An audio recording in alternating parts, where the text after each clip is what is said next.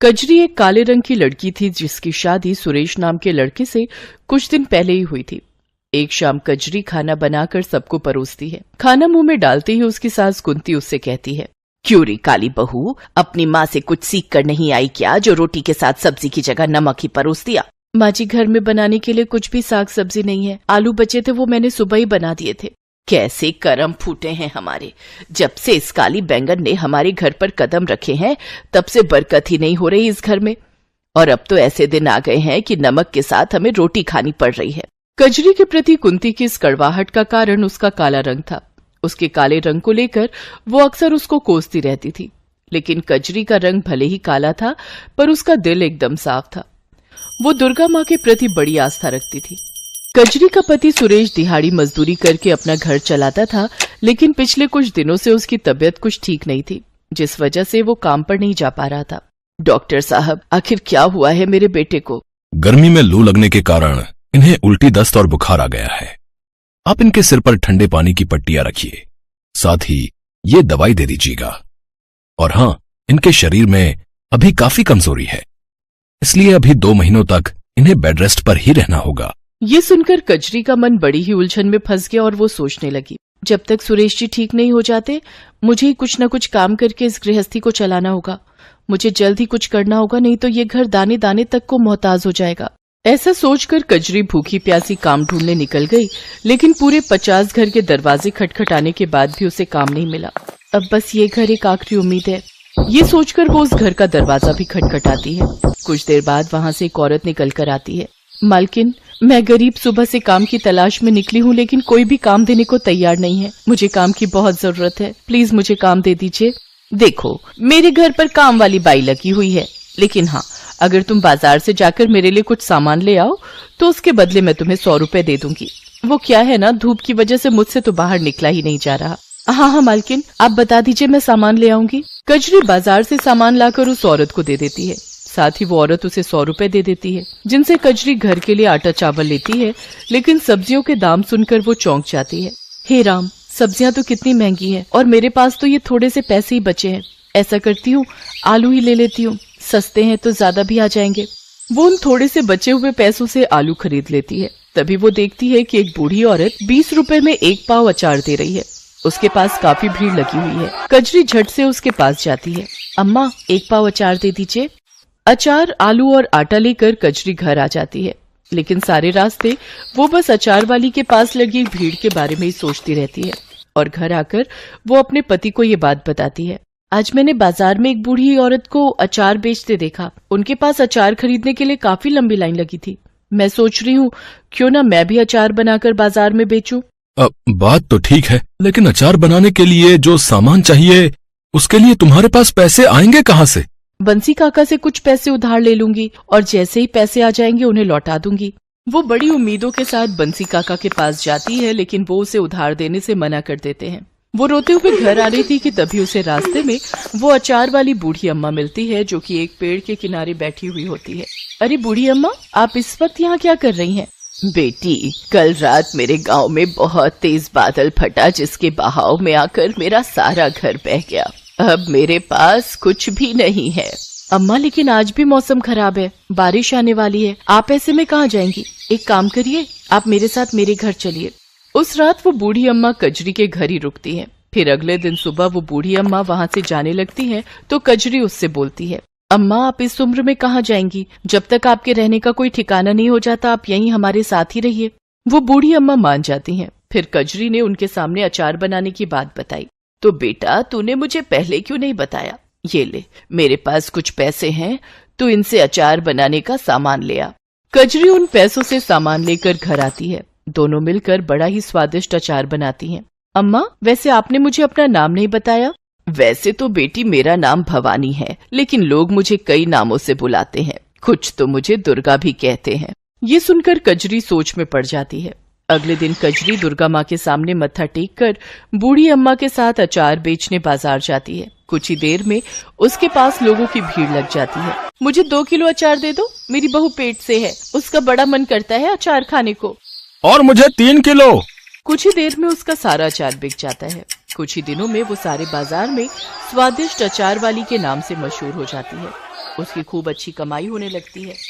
अम्मा, आज तुम्हारे कारण ही मेरी अच्छी कमाई होने लगी है।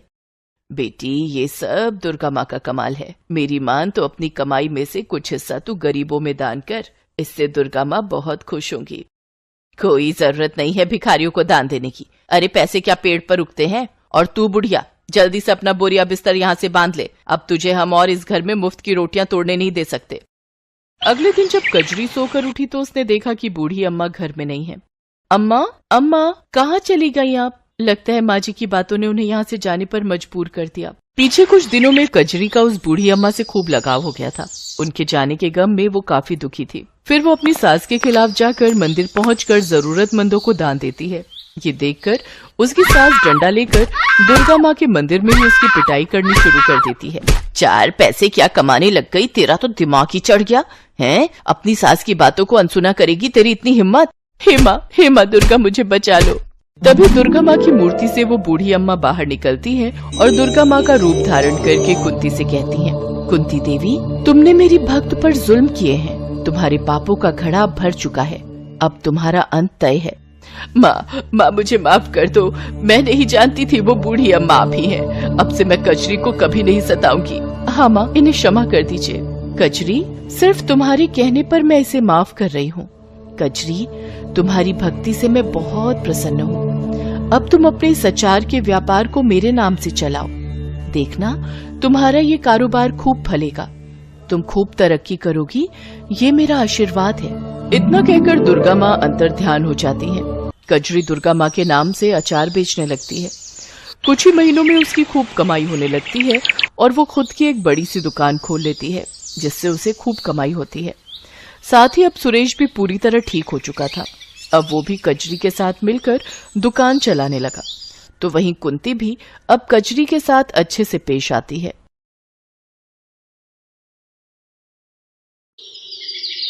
चंद्रभान एक गरीब चूड़ी वाला था। वो और उसकी पत्नी रोजाना हाथ की चूड़ी बनाते और चंद्रभान गांव में गली गली घूमकर टोकरा सिर पर उठाए चूड़ी बेचता था। चंद्रभान और उसकी पत्नी निर्मला लक्ष्मी जी की बहुत पूजा आराधना किया करते थे।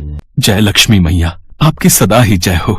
जय लक्ष्मी माँ। सुनो जी, क्या हुआ? आज तुम चिंता में दिखाई दे रहे हो। क्या करूं निर्मला, गांव में बड़े बाजार लगने वाले हैं। सोच रहा था त्योहारों के दिनों में बिक्री अच्छी हो जाएगी, पर गांव के बड़े चूड़ी बेचने वाले व्यापारी मुझ गरीब को कहाँ बड़े बाजारों में बैठने देंगे। इसी चिंता में बहुत परेशान हूँ। कोई बात नहीं, वैसे भी वो लोग अच्छे नहीं हैं। हम उनसे दूर रहें तो ही अच्छा है। ये लो चूड़ियाँ मैंने टोकरी में रख दी है। निर्मला, तूने देवी लक्ष्मी की आज की चूड़ियाँ अलग रख दी ना?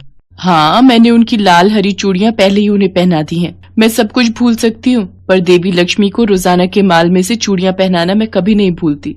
ठीक है निर्मला, फिर मैं काम पर जाता हूँ। चंद्रभान चूड़ी बेचने चला जाता है। कहते हैं भक्तों के द्वारा अर्पण की गई कोई भी वस्तु भगवान तक अवश्य पहुंचती है, और वही हुआ निर्मला और चंद्रभान के द्वारा। रोजाना की चढ़ाई हुई चूड़ियाँ माँ लक्ष्मी तक पहुंच रही थी, जिस बात से वे दोनों अनजान थे।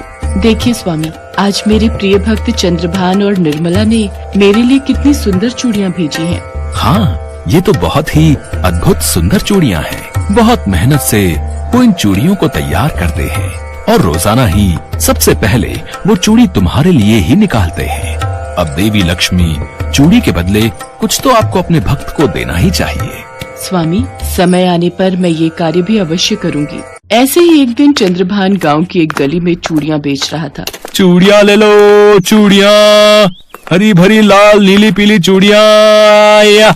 गली की कुछ औरतें चंद्रभान से चूड़ी खरीदने लगी। उन्हें चूड़ियाँ बहुत पसंद आई। हाथ की बनी ये चूड़ियाँ तो बहुत सुंदर है भैया, और सस्ते दाम भी। सही कह रही हो बहन, गांव के बड़े बाजार में तो चूड़ी वाले इतनी महंगी चूड़ी देते हैं, बड़ी मुश्किल से थोड़ी ही खरीद पाते हैं। चंद्रभान भैया, तुम्हारी चूड़ियाँ सचमुच बहुत ही सुंदर और मजबूत कांच की बनी होती हैं। शुक्रिया बहन जी, सब देवी लक्ष्मी की कृपा है। उन्हीं का नाम लेकर मैं और मेरी पत्नी चूड़ियाँ बनाते हैं। ये लीजिए, मैंने आपकी चूड़ियाँ बांध दी हैं। चंद्रभान उस दिन बहुत खुश था, क्योंकि उस दिन उसकी अच्छी कमाई हुई थी। चंद्रभान चूड़ियाँ बेचकर वापस घर की ओर जा रहा था। तभी मैं कहूँ, मोहल्ले की औरतें बड़े बाजार में हमसे चूड़ी खरीदने क्यों नहीं आती? क्योंकि तू पहले ही गलियों में बेच जाता है। आज तू नहीं बचेगा, तेरी सारी चूड़ियाँ तोड़कर हाथ में दे दूंगा। सही कह रहे भैया, इस चंद्रभान ने हमारा चूड़ियों का काम बंद करके रखा हुआ है। इसके पैसे छीन लो और इसे मार पीट कर यहाँ से दफा करो। उन चूड़ियों के व्यापारियों ने चंद्रभान को बुरी तरह से पीटा और उसकी सारी चूड़ियां भी तोड़कर कमाए हुए पैसे भी छीन लिए। चंद्रभान रोते रोते बेहोश हो गया। चंद्रभान को जब होश आया तब वो अपने घर पर बिस्तर पर था। निर्मला, मुझे घर कौन लाया? आपके सिर पर चोट आई है। ये लो, ये हल्दी वाला दूध बनाया है, पहले ये पी लो। दीदी, भैया जी को होश आ गया। ये देखकर मुझे तसल्ली हुई। बहन, तुम कौन हो? इसका नाम कमला है, यही आपको घर तक लाई है। भैया जी, मैं वहाँ से गुजर रही थी, आपको बेहोश देखा, अड़ोस पड़ोस के लोगों से आपके घर का पता पूछा और आपको यहाँ तक ले आई। कमला अनाथ है, इसका इस दुनिया में कोई नहीं। ये गांव में बने लक्ष्मी नारायण मंदिर में सेवा करती है और वहीं रहती है। शुक्रिया बहन। अब क्या होगा निर्मला? ये चूड़ी के बड़े व्यापारी तो रोजाना ही गुंडागर्दी पर उतर आए हैं। पता नहीं आगे त्योहार के दिनों में हमारी कमाई कैसे होगी। दीदी जी, जब तक भैया ठीक नहीं हो जाते तब तक अगर आप चाहो तो मैं आपकी चूड़ियां बेचने में मदद कर सकती हूँ। पर बहन, वो बहुत खतरनाक लोग हैं। अगर उन्होंने तुम्हें कोई नुकसान पहुँचाया तो मैं अपने आप को कभी माफ नहीं कर पाऊंगी। आप चिंता मत करो दीदी, मुझे कुछ नहीं होगा। बस आप कल मुझे चूड़ियां बनाकर दे देना, फिर मैं उन्हें बाजार में बेच आऊंगी। मुझे आपकी सहायता करने से बहुत खुशी होगी। ठीक है बहन, मैं तुम्हें कल चूड़ियां बनाकर दे दूंगी, पर अपना ध्यान रखना। अगले दिन निर्मला कमला को चूड़ियां बनाकर बेचने के लिए एक टोकरी में भरकर दे देती है और नियम के अनुसार उसमें से कुछ चूड़ियां देवी लक्ष्मी को पहनाती है। इसके पश्चात कमला चूड़ियां बेचने के लिए गलियों में न जाकर गांव के बड़े बाजार में चली जाती है। चूड़ी ले लो चूड़ी, सुंदर सुंदर लाल लाल नीली पीली हरी गुलाबी कांच की चूड़ी ले लो, ले लो। अरे ये कौन है नई लड़की, चूड़ियां बेचने आई है? क्या इसे पता नहीं ये बाजार हम जैसे चूड़ी व्यापारियों के लिए है? लगता तो ऐसा ही है, और ग्राहक तो इसकी चूड़ियां खरीदते ही जा रहे हैं। आखिर इसके आसपास इतनी भीड़ कैसे है भाई? हैं? चलो भैया, इसे यहाँ से हटाते हैं।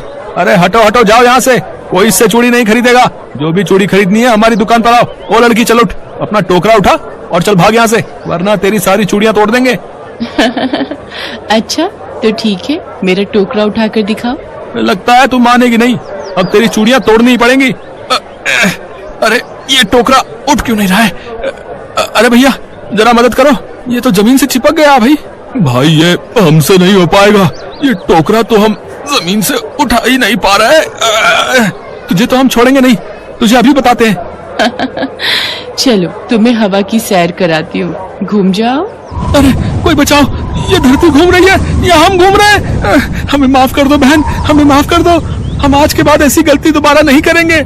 हमें नीचे उतारो बहन, हम तुमसे माफी मांगते हैं। हम हवा में लटक रहे हैं, हमसे अब सहन नहीं हो रहा। एक शर्त पर तुम्हें नीचे उतार दूंगी। पहले वादा करो, चंद्रभान चूड़ी वाले को तुम बिल्कुल भी तंग नहीं करोगे और न ही उसके जैसे किसी और गरीब को। नहीं तो तुम्हारा फिर से ये हाल करने मैं जरूर आऊंगी। मेरी तुम पर नजर रहेगी।